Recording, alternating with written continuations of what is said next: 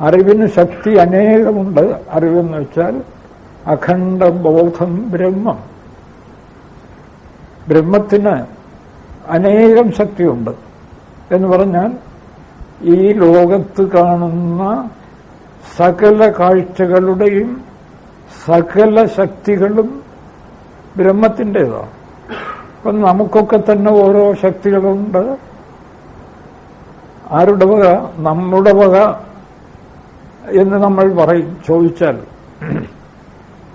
എനിക്കിപ്പോൾ കവിത എഴുതാനുള്ള ശക്തിയുണ്ട്, അല്ലെങ്കിൽ എവറസ്റ്റിൽ കയറാനുള്ള ശക്തിയുണ്ട്.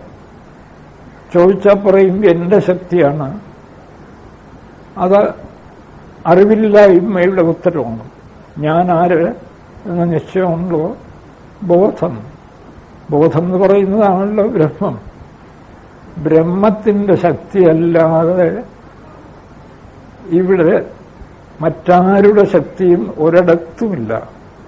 അതുകൊണ്ടാണ് ബ്രഹ്മത്തെ സർവശക്തൻ എന്ന് പറയാൻ ഇടയാവുന്നത്.